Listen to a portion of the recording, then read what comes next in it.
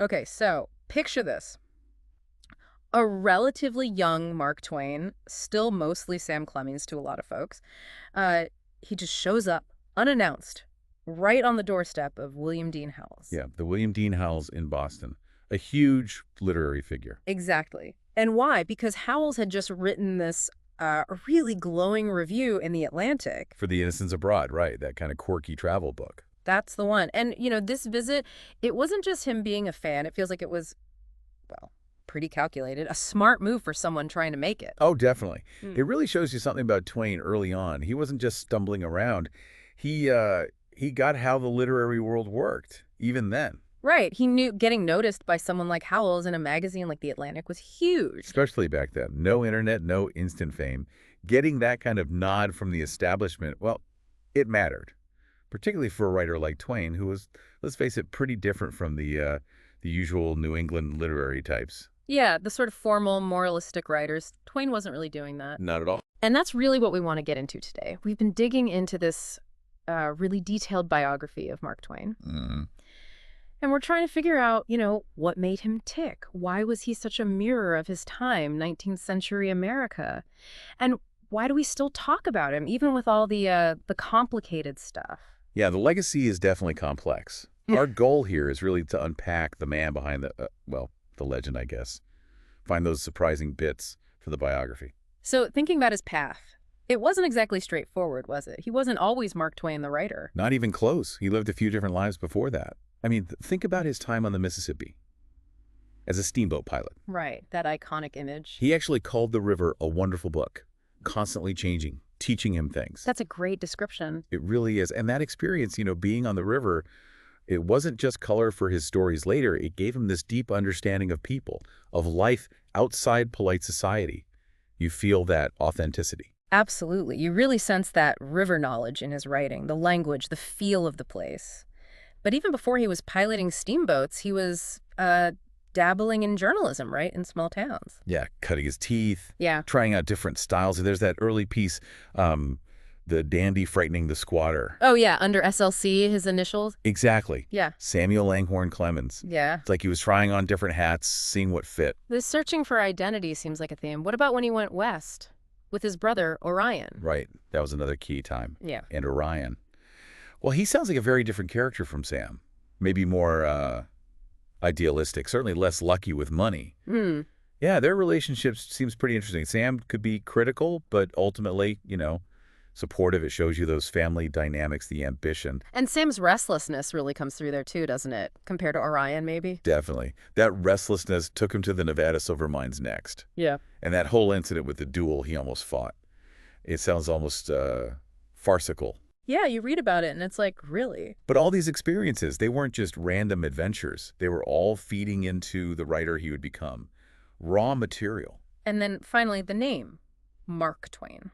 Ah, yes. That wasn't just a pen name he picked out of a hat. No, it felt deliberate, a transformation almost, building this public persona. And the name itself coming from the river. Yeah. The call for safe water depth. Mark Twain, 2 fathoms. It ties right back to that crucial time on the Mississippi. It signaled something new. It did. And this persona, this Mark Twain, allowed him to operate in different circles. Which brings us back to that meeting with Howells. Right, the Boston trip. That seems like a real turning point. Absolutely pivotal. Howells's review in The Atlantic for the Innocence Abroad, that was his passport into the more established Eastern literary world. And you have to remember how weird that book must have seemed then. Totally. A funny travel book, not some serious moralizing tome, and sold by subscription, door to door almost. That just wasn't how the literary elite usually did things. So it was a gamble, really. Big one. But it paid off massively. And around the same time, he was also becoming a performer, right? The lecturing career took off. Yeah, he really honed that stage presence. Apparently, he could switch moods on a dime, keep the audience guessing, humor, then something serious. Masterful storyteller, not just a joke teller. You see him refining that skill on the road. And the seeds of his big successes were already there, even in the early stuff, like the Jumping Frog story. Oh yeah, the celebrated Jumping Frog of Calaveras County. Even the early version, the note about Coleman and the bet. The basic idea was there. But what made it classic Twain was the delivery, right? Exactly. That deadpan seriousness.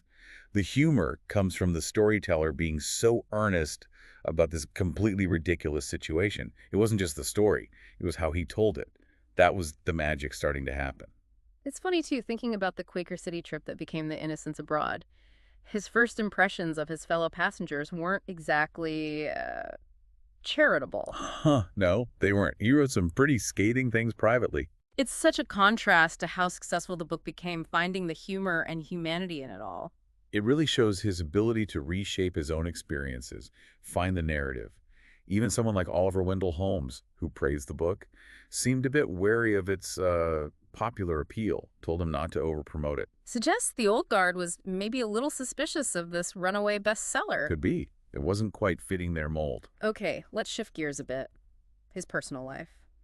The biography goes into his courtship of Livy Langdon quite a bit. Oh, it does. It was apparently very intense, lots of letters back and forth. But her family, the Langdons, they had doubts at first, didn't they? About this, rough around the edges humorist from the West. They definitely did. You see it in the references they asked for. The opinions were all over the place. Some praised him. Others were like, maybe not husband material. He was hard to pin down. But he won them over, or won Livy over anyway. He did, and the marriage seems to have been a really central part of his life. They started out in Buffalo, and that wedding gift from her father, a whole furnished house. Wow. Talk about acceptance. Right. It shows they came around. And then the move to Hartford, that seems significant too. They built that amazing house there. And he got involved with the intellectual crowd there, like the Monday Evening Club. Exactly. Yeah. Mingling with professors, ministers, other writers, it broadened his horizons beyond just frontier humor. He even presented a piece to the club, something called The Facts Concerning the Recent Carnival of Crime in Connecticut. Sounds very Twain. It was. Apparently quite self-reflective, even while being funny. Shows him grappling with deeper ideas. And his writer friends were important too, right? Howells, obviously, but also Bret Harte. Yes, those relationships were key. Howells became a lifelong friend and advisor. Bret Harte. That was a bit more complicated. They even tried to collaborate on a play early on. How did that go? Not well. It didn't really work out. Their dynamics seemed to shift over time. But these connections, these friendships and rivalries, they were all part of his development. Let's talk about themes. One thing the biography highlights is the influence of African-American voices and dialects on his writing. Absolutely crucial. He absorbed so much from the enslaved people he knew growing up, and later from others like Jenny or Sandy or the young man he called Sociable Jimmy. That richness of language, the storytelling traditions, it's deeply embedded in his work. But it's also complicated because of the time period. Minstrelsy was huge then. Exactly. And minstrelsy, with white performers in blackface, was fundamentally racist entertainment. Twain definitely engaged with it, even seemed to enjoy aspects of it earlier on. It's uncomfortable to think about. Yeah, it really is. But, his views on race clearly evolved. You see a growing critique of racism, most famously in Huckleberry Finn, but in other later writings too. It's one of those central tensions in Twain. You can't ignore the early context, but you also see the later development. It's a really vital point for understanding him. Not black and white, pardon the pun. Not at all. And his relationship with religion was similarly complex, wasn't it? Oh, yeah. From being apparently quite devout as a child, really knowing the Bible, to becoming deeply skeptical, even angry towards organized religion later in life. He uses biblical language and imagery all the time, often satirically. It feels like he wrestled with it his whole life. I think so. And that wrestling, that tension between, say, faith and doubt or tradition and new ways of thinking, it kind of mirrors what was happening in America at large during the 19th century. That's a good point. The old ways versus the new. You had the New England transcendentalists, Emerson and Thoreau, with their very philosophical, high-minded ideas. Right. And then you have Twain, much more grounded, using everyday language, humor, carving out a different kind of American voice, a more vernacular one. He really helped shape that shift, didn't he, towards a literature that sounded more American. He was absolutely central to it. Okay, so moving into his major career, Tom Sawyer comes along. Which wasn't an instant, easy success, right? There were challenges. Some challenges, yeah, but Howells really championed it. He saw its brilliance. And then The Prince and the Pauper, a bit of a departure. A historical novel, yeah. Yeah. Shows his range. But then came Connecticut Yankee. A Connecticut Yankee in King Arthur's Court. That one took a while to write, didn't it? It did. There's a suggestion that maybe some criticism of Ulysses S. Grant by the English writer Matthew Arnold might have spurred him on.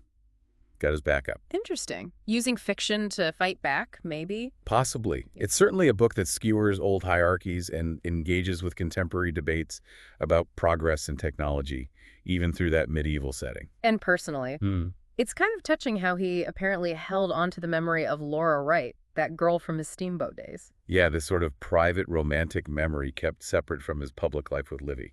That's another layer to him. And then the financial roller coaster. Oh boy, that was dramatic. Bad investments, the typesetting machine. Yeah. He nearly went bankrupt. Well, he paid it all back, right? That famous world lecture tour. He did.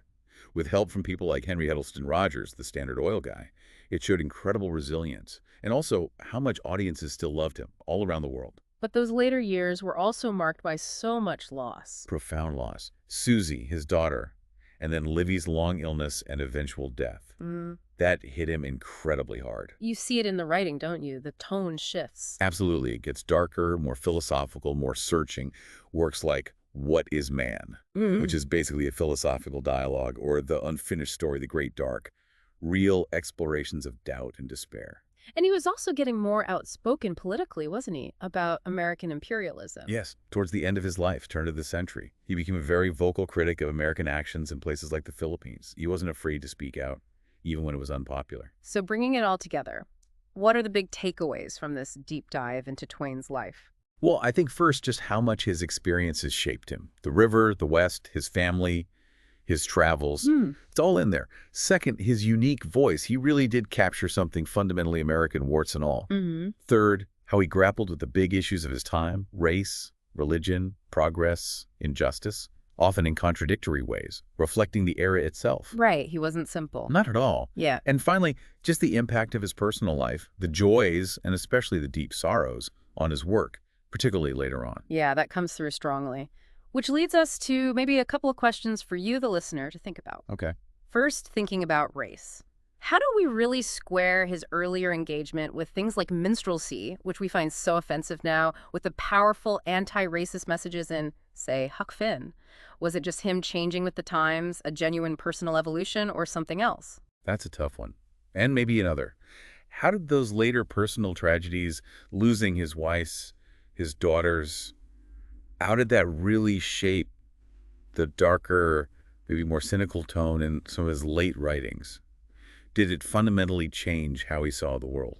Good questions. Things to chew on. We'd genuinely love to hear what you think about those in the comments if you're watching on YouTube. Definitely. And if this conversation has sparked your interest in digging deeper into Twain's life and work, the biography we've been discussing is really fascinating. It is. Highly recommended. We'll put a link below where you can check it out if you're interested. And hey, while you're down there, if you enjoyed this deep dive, maybe give us a like, subscribe to Book Talk Pod, share it with a friend. It really helps us out. It does indeed. Ultimately, Twain's life just shows how complex people are. Even icons. He was full of contradictions. Absolutely. And reading him with that biographical context, understanding the man and his times, it just adds so much depth. It tells you a lot about 19th century America, but maybe also something about ourselves. Well said. So definitely worth revisiting Twain, perhaps with some of these complexities in mind. Until next time. Keep reading.